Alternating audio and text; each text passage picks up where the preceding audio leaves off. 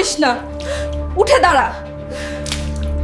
গরিবের মেয়েরা একটু বেশি আদিক্ষেতা করে। কি করছিস এখানে? এই মেঝেতে জল কেন? তোর বাপে কি কিছুই শেখায়নি, নাকি বড়লোক হওয়ার লোভে সব ভুলে গেছিস?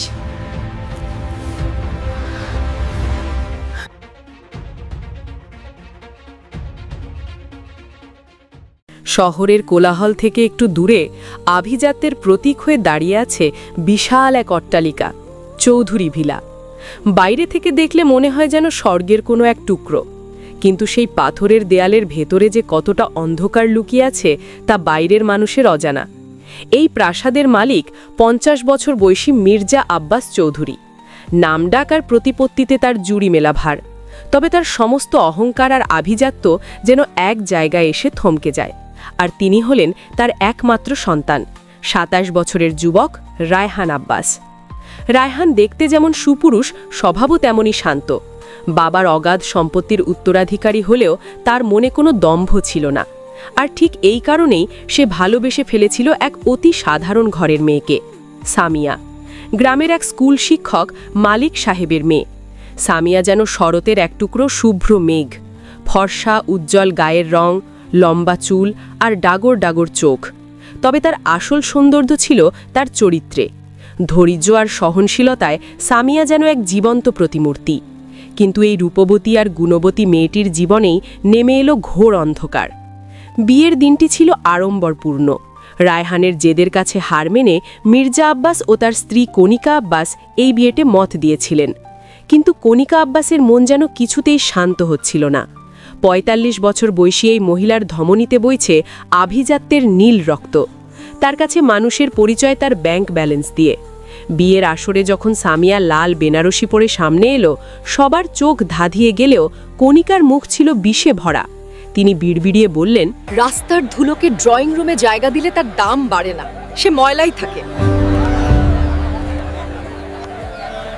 বিয়ের পর প্রথম কয়েকটা মাস সামিয়া চেষ্টা করেছিল নিজের সর্বস্ব দিয়ে এই পরিবারের মন জয় করতে। সে ভোরের আগে ঘুম থেকে উঠে শাশুড়ির পছন্দের চা বানানো থেকে শুরু করে মির্জা আব্বাসের ডায়েট চার্ট সবটাই নিজে হাতে করত। বাড়ির ডজনখানেক কাজের লোক থাকলেও সামিয়া চেয়েছিল নিজের হাতের ছোঁয়ায় সবার ভালোবাসা পেতে। কিন্তু কণিকা আব্বাস ছিলেন পাথরের মতো শক্ত। একদিন সকালের খাবার টেবিলে ঘটনাটি ঘটল। রায়হান আর মির্জা আব্বাস অফিসে যাওয়ার প্রস্তুতি নিচ্ছেন। সামিয়া ট্রে হাতে করে সবার জন্য নাস্তা নিয়ে এলো। কণিকা আব্বাস ভ্রু কুঁচকে বললেন, এই যে মহারানী, তোমার বাবার বাড়িতে কি নুন কম ছিল? এই অখাদ্যটা মুখে দেওয়া যাচ্ছে না। সামিয়া মাথা নিচু করে বিনীতভাবে বলল, মা, আমি তো ঠিকঠাকই দিয়েছি, আরেকবার কি চেক করে দেখব? মুখ সামলে কথা বল, আমার ভুল ধরায় দিচ্ছিস। তোর ওই গরিব বাপের ঘরের শিক্ষা এখানে দেখাস না। রায়হান, বড়লোক ঘরের মেয়ে বিয়ে করলে আজ আমাকে এই ফালতু কথাগুলো শুনতে হতো না। মা, ছোট ছোট বিষয়ে ওকে কেন এভাবে কথা শোনাও? ও তো চেষ্টা করছে। হ্যাঁ, চেষ্টা তো করবেই। বড় ঘরের বউ হওয়ার লোভে একবারে আঠা দিয়ে লেগে আছে আমাদের সাথে। সামিয়া চোখের জল আড়াল করে রান্নাঘরে চলে গেল। তার মনে হয়েছিল হয়তো একদিন তার ভালোবাসা দিয়ে এই বরফ গলাতে পারবে সে। কিন্তু পরিস্থিতি আরও জটিল হয়ে উঠল যখন সামিয়া অন্তঃসত্ত্বা হলো। খবরটা শুনে রায়হান খুশিতে আত্মহারা হয়ে গেল। মির্জা আব্বাসের মুখেও হাসির রেখা ফুটে উঠল। কিন্তু কণিকা আব্বাস, তার চোখে মুখে ফুটে উঠল এক চরম হিংস্রতা। সামিয়া ভেবেছিল গর্ভবতী হওয়ার পর হয়তো শাশুড়ির মন গলবে, কিন্তু হলো তার উল্টো। কণিকা যেন আরও বেশি রাক্ষসী হয়ে উঠলেন। তিনি মনে মনে অন্য পরিকল্পনা করছিলেন। তার এক দূর সম্পর্কের ভাতিজি ছিল তিথি, অতি আধুনিক, উগ্র স্বভাবের আর অসম্ভব সুন্দরী। কণিকা সবসময় চাইতেন তিথি যেন এই বাড়ির পুত্রবধূ হয়। সামিয়াকে তিনি স্রেফ এক ভুল হিসাবে দেখতেন। সামিয়া এখন 6 মাসের অন্তঃসত্ত্বা। শরীরটা বেশ ভারী হয়েছে তার। কিছুক্ষণ দাঁড়িয়ে থাকলে পা ফুলে যায়, কোমরে নিদারুণ যন্ত্রণা হয়। তবুও কণিকা তাকে রেহাই দেন না। বাড়ির বড় বড় কাজগুলো সামিয়াকে দিয়েই করান। সেদিন বিকেলে সামিয়া ড্রয়িং রুমে সোফা পরিষ্কার করছিল। তার খুব কষ্ট হচ্ছিল নিঃশ্বাস নিতে। রায়হানকে সে একবার বলেছিল, জানো, মা কেন যেন আমাকে একদম সহ্য করতে পারেন না। এই অবস্থায় ভারী কাজ করতে আমার খুব ভয় লাগে। সামিয়া, মা একটু সেকেলে মানুষ, তুমি রাগ করো না। মা ছাড়া এই বাড়িতে কেউ কথা বলতে সাহস পায় না, আমি তো ছেলেই। অসহায় সামিয়া সেদিন নীরবে চোখের জল ফেলেছিল, কিন্তু সেই বিকেলের ঘটনাটি ছিল ভয়ঙ্কর। সামিয়া তখন কিচেনে রান্না তদারকি করছিল। কণিকা আব্বাস ভেতরে ঢুকে চিৎকার করে উঠলেন, কি করছিস এখানে? এই মেঝেতে জল কেন? মা, কাজের মেয়েটা মনে হয় ঘর মুছে জলটা ঠিকমতো শুকায়নি, আমি মুছে দিচ্ছি। কণিকা তাকে কথা শেষ করতে দিলেন না। ঘৃণা ভরা চোখে তাকিয়ে বললেন, তুই তো নিজেই এক অপয়া। যে দিন থেকে এই বাড়িতে ঢুকেছিস অশান্তি লেগেই আছে। তোর বাপে কি কিছুই শেখায়নি, নাকি বড়লোক হওয়ার লোভে সব ভুলে গেছিস? সামিয়া শান্তস্বরে বলল, মা, আমার বাবাকে নিয়ে কথা বলবেন না, তিনি একজন শিক্ষক। শিক্ষক? ভিখারির শিক্ষক? বলেই কণিকা সজোরে একটা ধাক্কা দিলেন সামিয়াকে। সামিয়া অপ্রস্তুত ছিল, তার ভারসাম্য হারালো। পা পিছলে সে সরাসরি মেঝের ওপর পড়ে গেল। তার আর্তনাদ সারা বাড়িতে প্রতিধ্বনিত হল। 6 মাসের অন্তঃসত্ত্বা সামিয়া পেটে হাত দিয়ে যন্ত্রণায় কুঁকড়ে গেল। কণিকা আব্বাস দাঁড়িয়ে থেকে তা দেখলেন, কিন্তু তার মনে একটুও মায়া জাগল না। বরং তিনি তাচ্ছিল্যে সুরে বললেন, নাটক করিস না, উঠে দাঁড়া। গরিবের মেয়েরা একটু বেশি আদিক্ষেতা করে। সামিয়া যন্ত্রণায় ছটপট করতে করতে অস্ফুট স্বরে বলল, মা, আমার বাচ্চাটা। মির্জা আব্বাস আর রায়হান তড়িঘড়ি করে শব্দ শুনে ছুটে এলো। রায়হান যখন দেখল সামিয়া মেঝেতে পড়ে আছে আর তার শাড়িতে রক্তের দাগ ফুটে উঠছে, তখন সে চিৎকার করে উঠল। কণিকা আব্বাস তখন পাশ ফিরে অন্যদিকে তাকিয়ে দাঁড়িয়েছিলেন, যেন কিছুই হয়নি। হাসপাতালের সাদা চাদরে শুয়ে আছে সামিয়া। রায়হান বাইরে পায়চারি করছে। মির্জা আব্বাস গুম মেরে বসে আছেন, আর বাড়িতে কণিকা আব্বাস ফোনে কথা বলছেন তিথির সাথে। তার মুখে এক ক্রূর হাসি। তিনি বললেন, তিথিরে, সময় চলে এসেছে।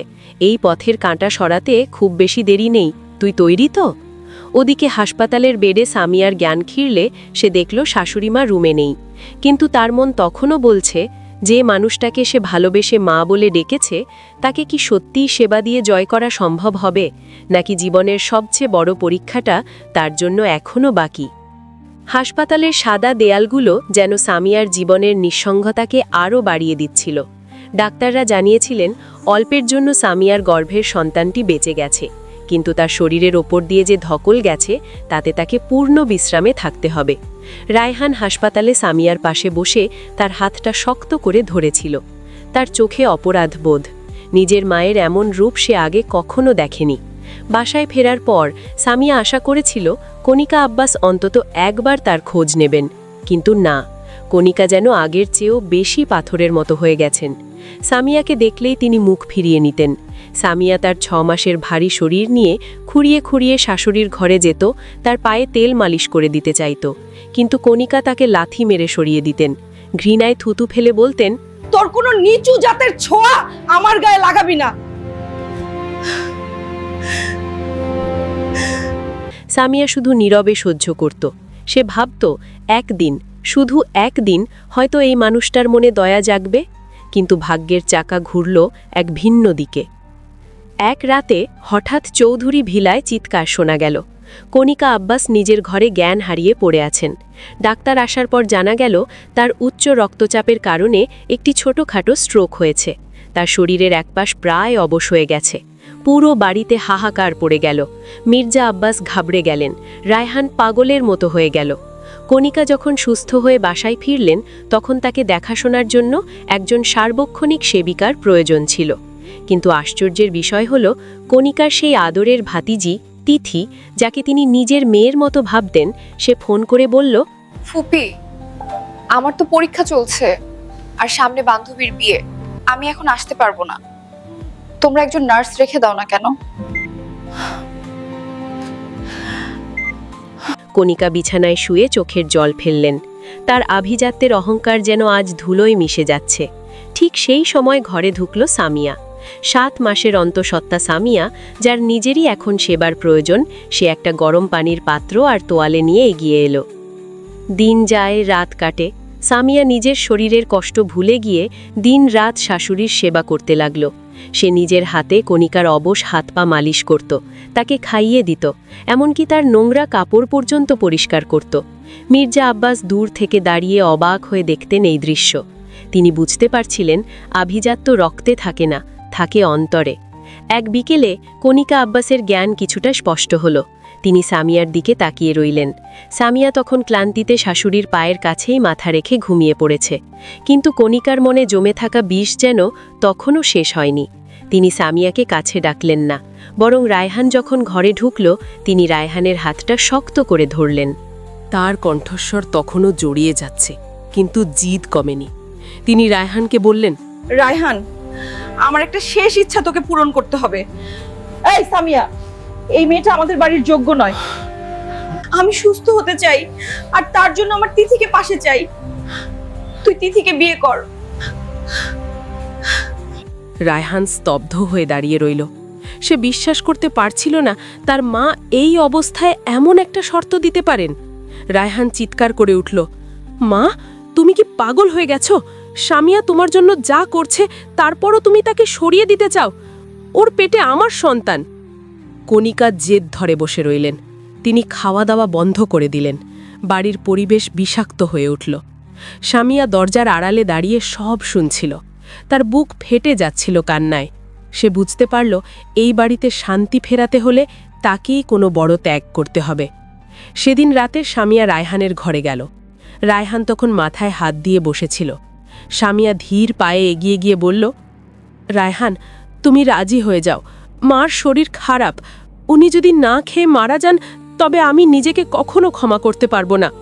তুমি কি জানো তুমি কি বলছো সামিয়া? এর মানে আমাদের সম্পর্কে আরেকজন আসবে। সামিয়া চোখের জল মুছে হাসার চেষ্টা করল। আমি তো কোথাও যাচ্ছি না। আমি এই বাড়ির বড় বউ হয়েই থাকবো, মার সেবা করব। মার খুশি আমার খুশি। সামিয়ার পীড়াপিড়িতে আর মায়ের জীবন বাঁচাতে রায়হান শেষ পর্যন্ত রাজি হল। ধুমধাম করে নয়, বরং অনেকটা তড়িঘড়ি করেই তিথির সাথে রায়হানের বিয়ে হয়ে গেল। তিথি এই বাড়িতে এলো এক বিজয়ী বেশে। সে ভেবেছিল সামিয়াকে এখন ঝি চাকরের মতো খাটিয়ে নেবে, কিন্তু বিয়ের 1 মাস যেতে না যেতেই চৌধুরী ভিলার চেহারা পাল্টে গেল। তিথি ছিল চরম উগ্র স্বভাবের। তার কাছে আভিজাত্য মানে ছিল ছোট পোশাক পরা আর পার্টি করা। বিয়ের কয়েকদিন পরেই দেখা গেল এক অদ্ভুত দৃশ্য। দুপুরের দিকে মির্জা আব্বাস ড্রয়িং রুমে বসে পত্রিকা পড়ছিলেন। তিথি একটা অত্যন্ত ছোট পোশাক পরে সেখানে এসে বসল। শুধু তাই নয়, সে ব্যাগ থেকে সিগারেট বের করে ধরিয়ে দিল। মির্জা আব্বাস বিস্ময়ে বাকরুদ্ধ হয়ে গেলেন। তিনি বললেন, বৌমা, এটা কি করছো? কাম অন আঙ্কেল, এটা মডার্ন যুগ। আপনার ব্যাকডেটের চিন্তা ভাবনা নিজের কাছে রাখুন। কণিকা আব্বাস তখন হুইল চেয়ারে বসে সব দেখছিলেন। তিনি কাঁপা কাঁপা গলায় বললেন, তিথি, মা, বড়দের সামনে এসব করতে নেই। তিথি হো হো করে হেসে উঠল। সে কণিকার দিকে এগিয়ে গিয়ে বলল, শুনুন বুড়ি, আপনি আমাকে এখানে এনেছেন রাজত্ব করতে, আপনার সেবা করতে নয়। আমাকে জ্ঞান দিতে আসবেন না। নিজের চরকায় তেল দিন।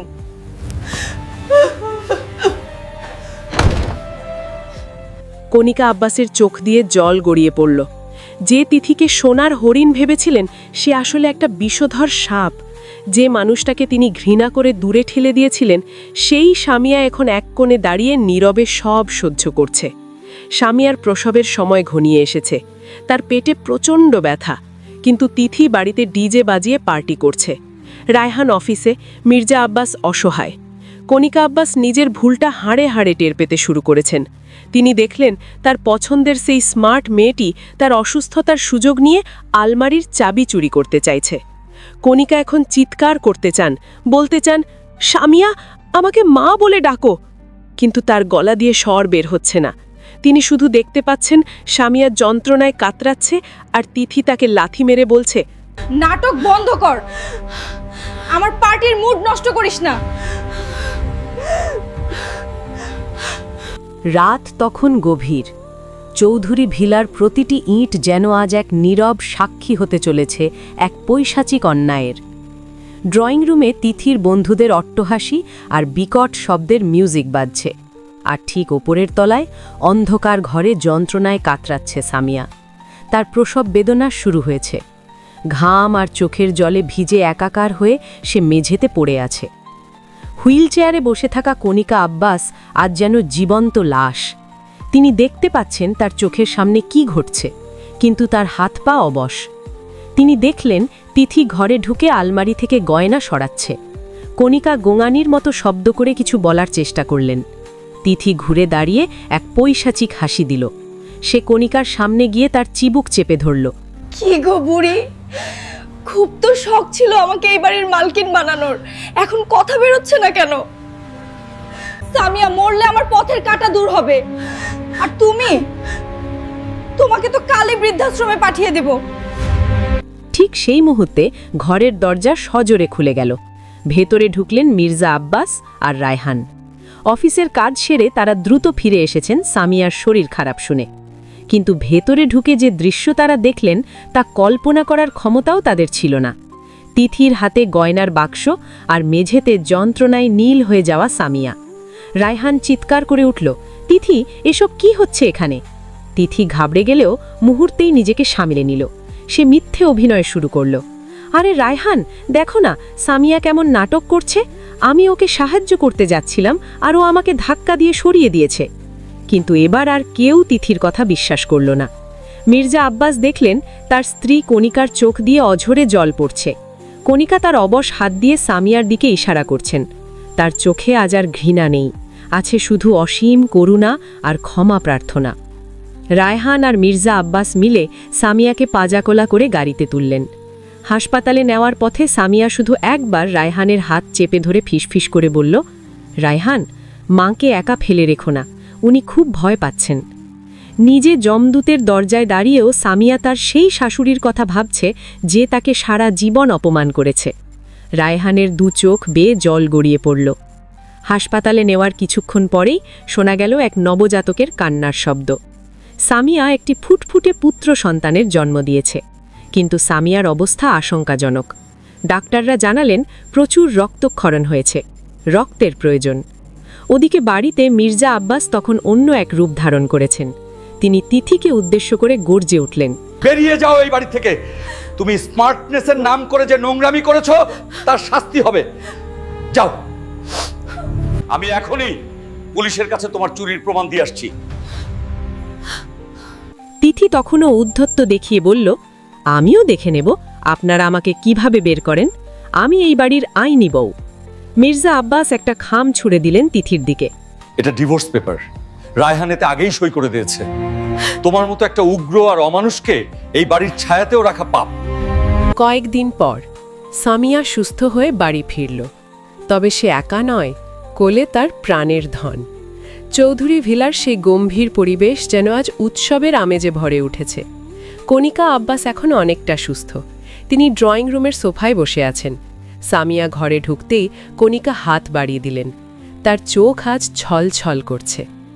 সামিয়া যখন বাচ্চাটাকে কণিকার কোলে দিল, তখন কণিকা হাও মাও করে কেঁদে উঠলেন। তিনি জড়িয়ে ধরলেন সামিয়াকে। জড়ানো গলায় বললেন, মা, আমাকে মা বলে ডাকবি না? আমি তোকে চিনতে পারিনি রে। আমি আভিজাত্যের অন্ধ মোহে একটা ডাইনিকে ঘরে এনেছিলাম, আর আমার ঘরে থাকা লক্ষ্মীকে আমি লাথি মেরে সরিয়েছি। সামিয়া কণিকার হাত দুটো ধরে চুমু খেল। মা, পুরনো কথা ভুলে যান। আপনি আজ বাচ্চাটাকে কোলে নিয়েছেন, এটাই আমার সবচেয়ে বড় পাওনা।